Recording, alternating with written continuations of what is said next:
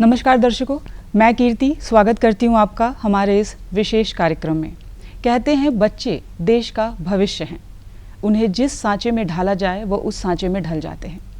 हमारे देश में छोटे बच्चों से काम कराना कानूनन अपराध है और इसके लिए सज़ा भी निर्धारित है। और इन्हीं सब को लेकर हम हर साल बाल श्रम निषेध दिवस मनाते हैं। आज हम इन्हीं सब विषयों पर चर्चा करेंगे और इसके लिए हमने अपने स्टूडियो में आमंत्रित किया है CWC चेयरपर्सन खूंटी तनुश्री सरकार को। तनुश्री जी, आपका बहुत बहुत स्वागत है। साथ ही चाइल्ड राइट फाउंडेशन के सचिव बैद्यनाथ जी को। बैद्यनाथ जी, आपका भी बहुत बहुत स्वागत है। सबसे पहले मैं तनुश्री जी से जानना चाहूँगी कि वो हमारे दर्शकों को बताएं कि आखिर बाल श्रम निषेध दिवस क्या है और क्यों आज के परिवेश में इसे मनाने की आवश्यकता पड़ रही है। तनुश्री जी। जी बिल्कुल। जहाँ तक आपके सवाल है बाल श्रम दिवस क्या है, इसका जवाब as a child right activist देना अपने आप में बहुत दुख की बात है, बहुत शर्म की बात है। लेकिन फिर भी हम लोग इसको इसलिए मनाते हैं कि ऐसा एक दिन हमारे लिए हो कि जहाँ हम लोग हर एक जन को नॉक करके ये बता पाए कि बाल श्रम गैर कानूनी है, नहीं कराना चाहिए। कोई अगर करा रहे हैं तो बंद करिए। इसके लिए सशक्त कानून बना हुआ है। आपको जेल भी हो सकती है, आपको जुर्माना भी लग सकती है, क्योंकि आपका कराया हुआ बाल श्रम हमारे देश को पीछे ले जा रहे हैं। हम लोग विकसित नहीं हो पा रहे हैं।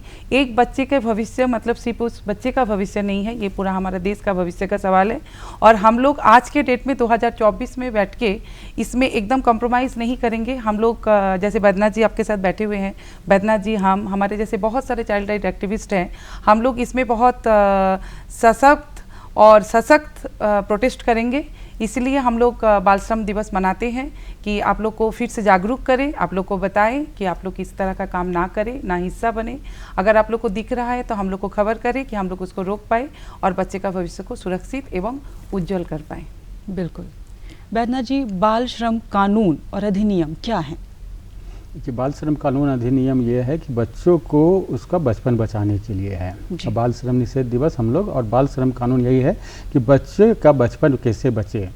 कुछ लोग हैं कि बच्चों से काम करा करके उनको अधिक मुनाफा कमाते हैं और इसको लेकर के वो अपने कारखानों में, अपनी फैक्ट्रियों में, अपने दुकानों में बच्चों को काम कराते हैं और उससे ज़्यादा मुनाफा लेते हैं। सबसे बड़ा बात है यहाँ पर कि बच्चे ज़्यादा बड़े लोगों से ज़्यादा काम करते हैं, उनको मेहनताना बहुत कम देना पड़ता है, उनका मुनाफा ज़्यादा होता है, इसीलिए बच्चों से वो लोग काम कराते हैं। और इस अधिनियम के तहत उनको सज़ा का प्रावधान है कि कोई भी लोग अगर उनको काम कराते हुए पकड़े जाते हैं तो पहले 10 से 20 हज़ार था, अभी 50 हज़ार से लेकर के 2 लाख रुपया हुआ, और जो पहले 3 महीना सज़ा का दर था उसको 6 महीना किया गया है अब। लेकिन फिर भी आज देखेंगे तो पूरे देश में 1 करोड़ से ज़्यादा बच्चे काम कर रहे हैं, जो कि हमारी देश की आबादी का 10वां हिस्सा होता है जी। तो अब इतने ज़्यादा संख्या में बच्चा काम कर रहे हैं। और एक चीज़ और देखेंगे, कोई भी गरीब लोग बच्चे से काम नहीं कराता है। ये सभी लोग पढ़े लिखे और कानून के जानकार लोग, जो कानून से खेलना जानते हैं, वही लोग बच्चे से काम करा रहे हैं आज के डेट में जी। बाल श्रम अधिनियम में पहले भी संशोधन हो चुके हैं साल 2006 में। क्या आपको लगता है कि अब भी इसमें संशोधन की आवश्यकता है? एकदम लगता है मुझे कि अभी भी संशोधन की ज़रूरत है, क्योंकि अगर संशोधन की ज़रूरत ना पड़ती तो जब एक बाल श्रम के खिलाफ जब एक FIR दर्ज होता तब बाल श्रम अधिनियम ही काफ़ी होता एक दोषी को सज़ा देने के लिए। लेकिन अगर हम लोग सिर्फ बाल श्रम अधिनियम के आधार पे ही FIR रजिस्टर्ड करने जाए तो थोड़ा सा जुर्माना, 2-3 महीना का जेल, 6 महीना का जेल, जिसका डर आदमी को कदापि ना होता है और ना होता, एकदम बेपरवाह होके वो लोग काम करवाते हैं। और हम लोग को दूसरे कानून का सहारा लेके एक बच्चे को मतलब उसका अधिकार दिलाना पड़ता है। तो अगर इस कानून को और थोड़ा सा मजबूत किया जाए कि ये कानून अपने में ही इतना मजबूत हो कि दूसरा कानून का हवाला नहीं लेके भी, सहारा नहीं लेके भी, सिर्फ इसी कानून के आधार पे एक दोषी को इस तरह से सज़ा दे पाए कि एक एग्जाम्पल सेट हम लोग सोसाइटी के लिए कर पाए, तो उस हिसाब से इसको अमेंड किया जा सकता है। जैसे हम बोलेंगे कि जुर्माना को भी बढ़ाना चाहिए, सज़ा का जो प्रावधान है उसको भी काफ़ी हद तक बढ़ाना चाहिए। जो कंपलसरी एजुकेशन में हम लोग 6 से 14 साल का रखे हैं, अगर कभी हम लोग देश को विकास कर पाए, अगर मेरा ये बात और दूर तक कानून बनाने वाले तक ये बात पहुंच पाए, तो मैं अपना ये बात को रखना चाहूँगी कि कंपलसरी एजुकेशन 18 तक कर देना चाहिए। 18 तक कर देने से हमारा बचपन जो है एकदम सुरक्षित होगा और हमारा देश विकास के ओर पे मतलब आगे से आगे बढ़ के अपना परचम लहरा पाएगा। जी बैद्यनाथ जी, गरीबी के अलावा अन्य किन मुख्य बातों को आप बाल श्रम के लिए जिम्मेदार मानते हैं? पहले तो सभी लोगों को मानना है कि गरीबी के कारण ही वो अपने बच्चे को काम करने लोग भेजते हैं जी। तो लेकिन इसमें बच्चे ही क्यों, आज अगर उसके अलावे हम ये भी देखेंगे, गरीबी एक कारण है, एजुकेशन, राइट टू एजुकेशन में सबके लिए स्कूल है, स्कूल में खाना मिल रहा है, फिर भी बच्चे काम कर रहे हैं, तो इसको लेकर के रोजगार भी है, उसी के बच्चे काम करते हैं होटल, ढाबों और फैक्ट्रियों में, जिनके माँ बाप के पास रोजगार की कमी होती है। प्लस थोड़ा नशा का भी एक कारण है कि बच्चे, माँ बाप अपने नशे में हैं तो बच्चा कहाँ जाएगा, उसको तो भूख लगता है, उसको भी कुछ लगता है, वो किसी के यहाँ चला जाता है काम करने और वहाँ काम करके अपना जीवन बसर करता है। लेकिन अगर विकसित देश को और लेके जाना है तो बच्चे को प्रॉपर एजुकेशन देना होगा हमें। उसको लेकर के देखिए भारत सरकार ने अभी, जैसे तनु जी ने बताया, अभी फिर से संशोधन कर रहे हैं भारत सरकार, और उसमें ट्रैफिकिंग और बाल श्रम कानून को मिला के एक कानून बना रहा है, और उस एक कानून से अब बच्चे को सुरक्षित रखना बहुत ही मतलब संभव हो पाएगा। नहीं तो अभी डर नहीं है, ये जो कानून बना उसका खौफ नहीं है लोगों में, तब आज 1 करोड़ से ज़्यादा लोग छोटे छोटे बच्चे से काम ले रहे हैं।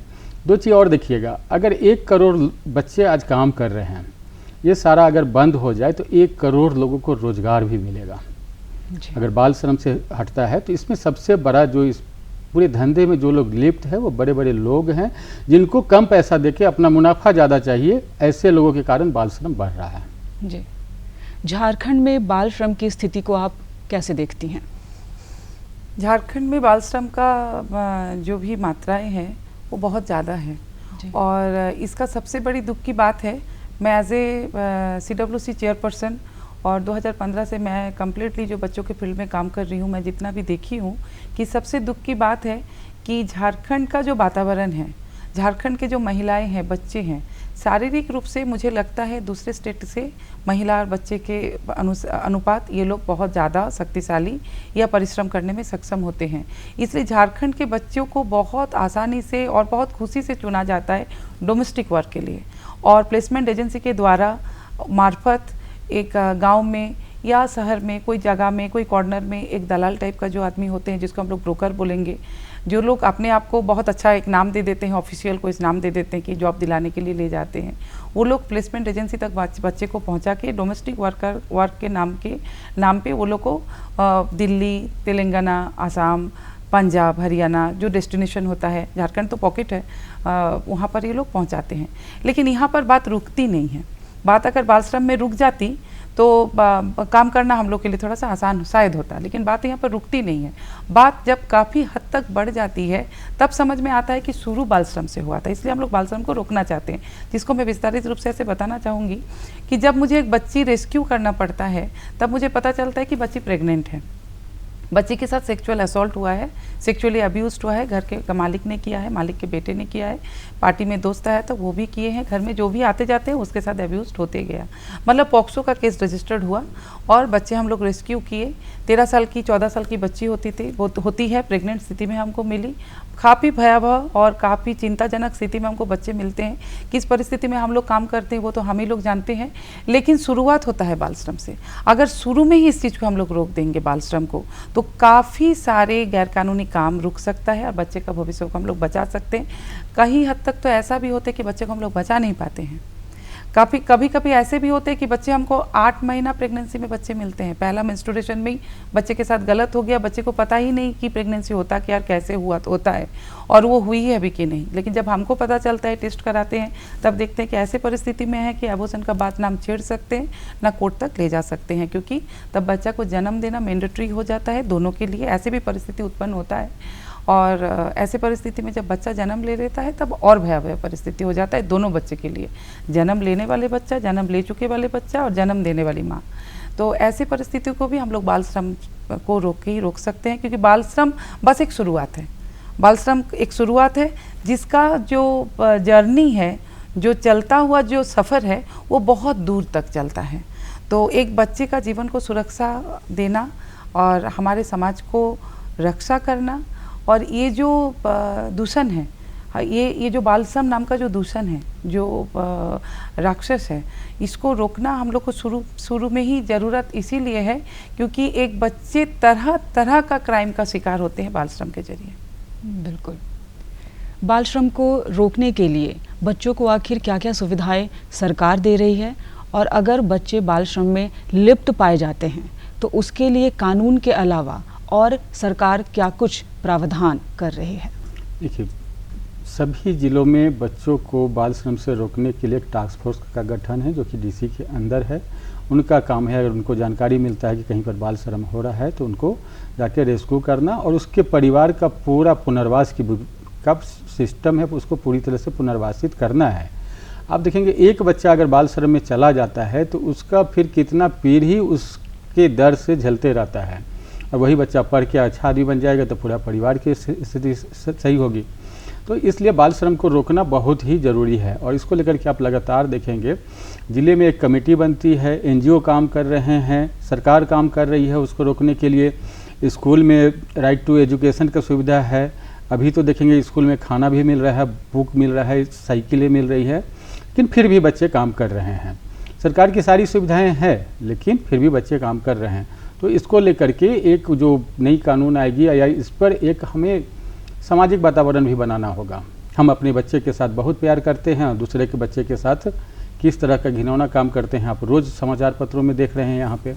तो हमें खुद से ऐसे शॉप, ऐसे दुकान, ऐसे सोसाइटी का विरोध करना होगा जहाँ पर बच्चे काम करते पाए जाते हैं, या हर किसी को अपने सोसाइटी के बाहर एक बोर्ड लगाना चाहिए कि हमारे सोसाइटी में कोई बाल श्रम नहीं है और कोई बाल श्रम में काम नहीं कर रहा है। तो इससे जब तक समाज खुद आगे नहीं आएगा तब तक बाल श्रम को रोक पाना बहुत ही कठिन है। जी। ग्रामीण क्षेत्रों के परिवार थोड़े से पैसों के लालच में अपने बच्चों को बड़े बड़े घरानों में काम करने के लिए भेज देते हैं। ऐसी स्थिति में आप लोग अपनी तरफ से किस तरह से ग्रामीण क्षेत्र में कैंपेनिंग चलाते हैं? झारखंड सरकार का एक बहुत सफल प्रयास चल रहा है जिसका नाम है स्पॉन्सरशिप स्कीम। स्पॉन्सरशिप स्कीम के तहत हर ज़रूरतमंद बच्चे को प्रति माह 4,000 रुपया सरकार से दिया जा रहा है, जो CWC के माध्यम से ही दिया जा रहा है। अगर ऐसे कोई ज़रूरतमंद बच्चे जो बाल श्रम में पाए जाए, उसको अगर जो बैद्यनाथ जी बताए स्पेशल टास्क फोर्स के जरिए अगर रेस्क्यू होता है, रेस्क्यू होने के बाद मैंडेटरी है कि वो CWC के सामने प्रस्तुत होगा। CWC के सामने प्रस्तुत होने के साथ ही CWC अगर एनालिसिस करके ये देखती है कि गरीबी के कारण वो बच्चा बाल श्रम कर रहा था तो तुरंत उस बच्चे को स्पॉन्सरशिप स्कीम के साथ जोड़ते हुए प्रति माह 4,000 रुपया उसको मिले, जिससे कि वो अपना पढ़ाई लिखाई और उसका न्यूट्रिशन में हम लोग को ध्यान देना पड़ेगा। इस पर्पस में सरकार 4,000 रुपया दे रहा है। और उससे भी खुशी की बात है कि अभी सरकार जो है, पहले का एक स्कीम था कि हम लोग एक परिवार में एक ही बच्चे को जोड़ते थे, लेकिन कोविड के समय से अभी के सरकार इस स्कीम को इस तरह से बढ़ोतरी किए कि अभी एक परिवार में हम लोग 3 बच्चे को भी ये सुविधाएं दे सकते हैं। मतलब एक परिवार में अगर 3 बच्चे 4 इंटू 3 अगर 12,000 रुपया, आपका जो सवाल है गांव में अगर 12,000 रुपया कोई बच्चे को मिलता है तो उसका पढ़ाई लिखाई न्यूट्रिशन में कहीं पर कोई कमी आनी नहीं चाहिए। इसमें गार्जियन को जागरूक होना पड़ेगा, बाल कल्याण समिति को सूचना मिलना होगा और बच्चे को बाल कल्याण समिति के सामने प्रस्तुत होना पड़ेगा, जो कि होता है। बस वही है कि सामाजिक जागरूकता के तौर पर बाल श्रम को रोकते हुए ये मानसिकता हम लोग को बनाना है कि हम लोग को बाल श्रम को रिजेक्ट करना है, रिफ्यूज़ करना है। कहीं भी अगर बाल श्रम करते हुए कोई बच्चा हमको दिखे तो उसका प्रोटेस्ट हमको करना है। ठेला में अगर 14 साल का तक बच्चा, नीचे का बच्चा आपको चाय ला के दे तो आपको वो रिफ्यूज़ करके उसको पूछना है कि वो स्कूल क्यों नहीं गया।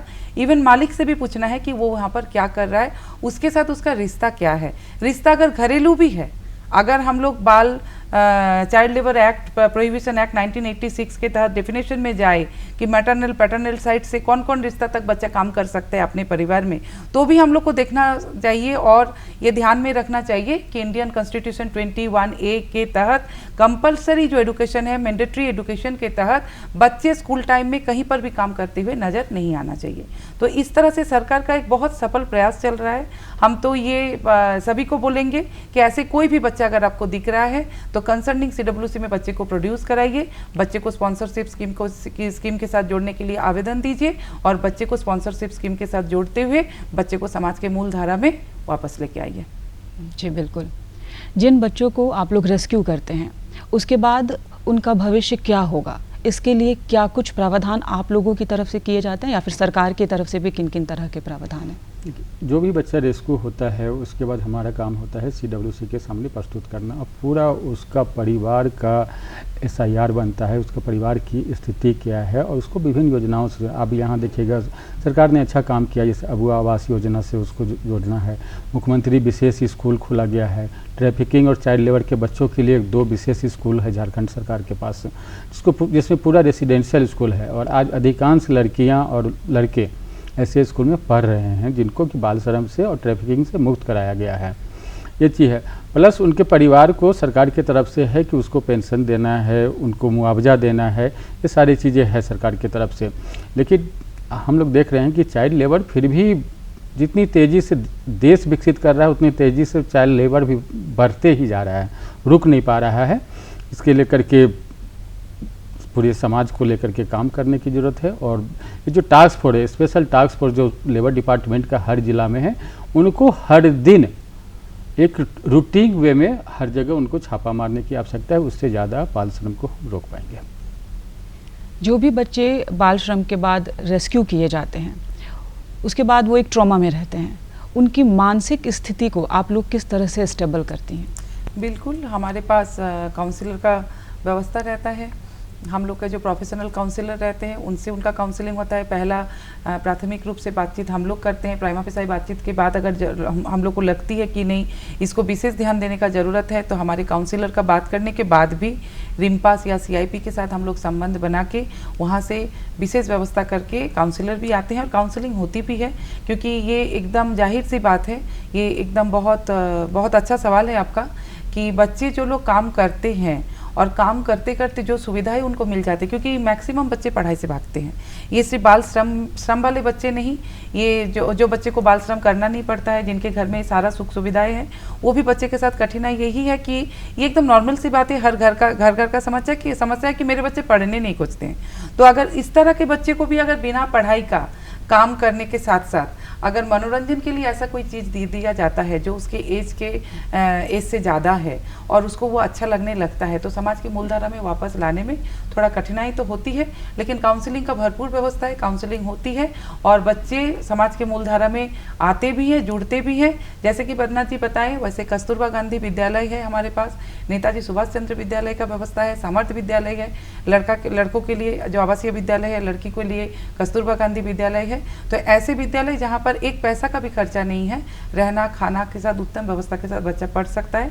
अभी इस साल तो बहुत अच्छा रिजल्ट खूंटी से आया कस्तूरबा गांधी विद्यालय से, जो JEE मेंस 25 बच्चा हमारे रेसिडेंशियल स्कूल से निकाले, जो मैक्सिमम बच्चे बाल श्रम में थे और मैक्सिमम बच्चे ट्रैफिकिंग से हम लोग रेस्क्यू किए हैं। वो लोग अभी इंजीनियरिंग का पढ़ाई के लिए अगले स्तर के लिए तैयारी में जुड़े हुए हैं। तो ऐसे भी प्रयास चल रहा है, हो भी रहा है, लेकिन बढ़ोतरी भी है। अगर हम बहुत अच्छा से देख के जाए, जितना हम देखे हैं समाज में, तो सिर्फ गरीबी कारण नहीं लगता है मुझे। कभी कभी हमको लगता है कि ऐसे भी परिवार मुझे मिले हैं कि जैसे आप रांची में रहते हैं तो कोई मुंबई में रहता है आपके रिलेटिव, उसको लगता है कि रांची से अच्छा मुंबई है, रांची से अच्छा पढ़ाई होगा और वहाँ पर चाचा चाची रहते हैं, तो चाचा चाची का रहने का सुविधा हमको लेना चाहिए, हॉस्टल में नहीं रख के वो चाचा चाची के पास मतलब गार्जियन से बच्चा मिले करके रखे। लेकिन एक्चुअल बच्चे के साथ क्या हो रहा है, बच्चे बता रहा है तो भी हम लोग सुन नहीं रहे, कहीं पर बच्चा बता नहीं पाता है, कहीं पर बच्चा बता रहे हैं तो हम सुन नहीं पाते हैं। तो ये जो डिसबैलेंसिंग स्थिति है, इस परिस्थिति को हम लोग को बैलेंस में लाना होगा। कहीं पर बच्चे को भी हमारा बात सुनना पड़ेगा, समझाना पड़ेगा, तरीका होना है, और कहीं बच्चे का बात भी हमको सुनना पड़ेगा, क्योंकि बच्चे ऐसे एक कड़ी है, बचपन एक ऐसा कड़ी है जिसके राइट्स को रखने के लिए एक्टिविस्ट का ज़रूरत पड़ता है। तो इसीलिए वो समझते ही नहीं कि उसका राइट्स क्या है, कहाँ हनन हो रहा है। जैसे कोई अगर बड़े आदमी को हम बोले कि महीना 1600 रुपया तनख्वाह है, तुम ये काम करोगे, तो उससे ज़्यादा काम वो करेंगे ही नहीं। लेकिन बच्चे को अगर एक फ्रूटी का बॉटल दे देंगे या एक चॉकलेट दे देंगे तो वो शाम तक रुकने के लिए तैयार हो जाते हैं। तो इस तरह से बच्चे को भी अवगत कराना होगा कि उसका राइट्स है, क्या हैम्पर हो रहा है। न्यूट्रिशन में भी मैल न्यूट्रिशन हो जाता है कभी कभी, क्योंकि बच्चे एक प्रोसेस में रहता है, ये भी समझना पड़ेगा। जैसे आपका और मेरा अगर हम लोग देखने जाए, हम लोग जिस उम्र में हैं, अगर आप और हम एक एक टाइम का डाइट को अगर स्किप भी कर दे तो हो सकता है वो हमारे लिए फ़ायदेमंद है। लेकिन अगर बच्चे का एक टाइम का डाइट स्किप हो जाए तो उसका प्रोसेस रुक जाता है, क्योंकि बच्चे बढ़ने वाले होते हैं। तो ये सब चीज़ को समझना होगा, गार्जियन को भी समझना पड़ेगा, समाज को भी समझना पड़ेगा और कोशिश करना पड़ेगा कि बच्चे खुद भी समझें। जी बैद्यनाथ जी, शहरी क्षेत्रों में कैंपेनिंग की आपको कितनी आवश्यकता लगती है बाल श्रम को लेकर, क्योंकि ज़्यादातर कैंपेनिंग भी ग्रामीण क्षेत्रों में ही चलाए जाते हैं, क्योंकि ग्रामीण क्षेत्र से ही बच्चे शहरी क्षेत्र में आकर काम करते हैं। बच्चे रहते हैं गांव के और काम करते हैं वो शहर में जी। और शहर में सब पढ़े लिखे लोगों के बीच में बाल श्रम होते रहता है। तो इसलिए यहाँ पर पढ़े लिखे लोगों को और ज़्यादा समझाने की ज़रूरी है कि बच्चों का उस भविष्य को अब बर्बाद मत कीजिए। मैं जैसे इन्होंने बताया, मैं खुद बता रहा हूँ कि मैं खुद बचपन से काम किया हूँ, मैं 7 साल का उम्र से इसमें था, तो मैं वो दर्द समझता हूँ कि किस तरह से बच्चों को काम कर। मैं भी अपने माँ पिताजी को नहीं बता पाता था कि हमको 16-16 घंटा काम करना पड़ रहा है। तो ये बच्चा जो होता है आजकल देखिए थोड़ा सा हर दर्द को सहता है, थोड़ा सा सोशल मीडिया का ज़माना आ गया, अब हर बच्चे को मोबाइल चाहिए। इसके लिए भी बच्चा जाके काम करने लगता है और सबसे पहले अगर वो काम करता है सबसे पहले मोबाइल फ़ोन खरीदता है वो। तो ये है अभी बाहरी और सोशल मीडिया चमक धमक में भी बच्चों का बाल श्रम बढ़ा है। हमारा शहरी लोगों से खासकर अपील होगा कि आप अपने मोहल्ले में, अपने घरों में स्पष्ट ये अपनी सोसाइटी में ये पैगाम दे कि हमारा सोसाइटी बाल श्रम मुक्त है। इस तरह का पैगाम अगर सोसाइटी के लोग खुद देंगे, साथ में एनजीओ रहे, पुलिस भी रहे, अगर इस तरह से हम लोग कैंपेनिंग करेंगे तो शहर का बाल श्रम रुक सकता है। आपको याद होगा 2008 में झारखंड के श्रम मंत्री ने करीब 108 बच्चों का रेस्क्यू किया था। उन्होंने खुद कैंपेनिंग की थी और उस साल कोई भी बच्चों को काम कराने से डरता था। तो उस तरह की कैंपेनिंग की फिर से ज़रूरत है झारखंड में कि शहरी क्षेत्रों को होटल फैक्ट्रियों में इस तरह का अभियान चलाया जाए। जी, बाल श्रम को लेकर संक्षेप में क्या संदेश देना चाहेंगे आप हमारे दर्शकों को? मैं सबको यही कहना चाहूँगी कि बाल श्रम देखना, कराना और कराने के लिए सोचना, किसी और को बढ़ावा देना बंद करें। इवन हम लोग अपना मन में भी ये आने ना दे कि बाल श्रम हो सकता है, किसी को रख सकते। ये जो सोच होता है ना कि एक गरीब बच्चा जिसके घर में खाना पीना नहीं है उसको मैं अपने घर में रख लेती हूँ, खिला दूंगी, पढ़ा दूंगी, थोड़ा सा हो जाएगा, ये थोड़ा सा कुछ नहीं होता है। उसको उसका बचपन छीनना होता है। बायोलॉजिकल फैमिली से डिटैच्ड होके आप कितने भी फैसिलिटी एक बच्चे को दीजिए, उसका राइट्स हैम्पर होगा। इसलिए बाल श्रम को रोकना पड़ेगा, ये सोच के कि ये गैर कानूनी है, इसके लिए कानून बना हुआ है। और अगर हम पढ़े लिखे होके भी बाल श्रम को बढ़ावा दे रहे हैं तो मुझे अपने आप पर शर्म आना चाहिए, और किसी और को भी देख रहे हैं तो उसको भी रोक के हम लोग को कंसर्निंग बॉडी को खबर देते हुए कानूनी कार्रवाई करने के लिए आगे बढ़ना चाहिए। जी बैद्यनाथ जी, संक्षेप। मेरा सभी एक ही है, सभी से निवेदन है कि बाल श्रम एक अपराध है। आप अगर अपने बच्चों का भविष्य नहीं बर्बाद कर रहे हैं तो दूसरों के बच्चों का भविष्य भी बर्बाद करने का आपको किसी ने अधिकार नहीं दिया है। इसलिए आप अपने समाज में, अपने आस पड़ोस में अगर देखें कोई बाल श्रम हो रहा है उसके खिलाफ आवाज़ उठाएं और बाल श्रम को रोकें, बच्चों का बचपन सुरक्षित रखें। आप दोनों का बहुत बहुत धन्यवाद कि आप हमारे स्टूडियो में आए और अपने विचारों को साझा किया हमारे दर्शकों के साथ। बच्चे बहुत कोमल मन के होते हैं और उनके कोमल मन को बिल्कुल भी ठेस न पहुंचाएं। बाल श्रम कानूनन अपराध है, इस बात को समझे, बच्चों के भविष्य को बनाने की सोचे, ना कि उनके भविष्य को बिगाड़ने की। बाल श्रम अपराध है और ताउम्र अपराध ही रहेगा। इसके लिए आपको जुर्माना भी भरना पड़ सकता है। जब आप अपने बच्चे के भविष्य को उज्जवल कर सकते हैं तो दूसरों के बच्चे के भविष्य को क्यों नहीं। इस कार्यक्रम में इतना ही, हमें दीजिए इजाज़त। नमस्कार।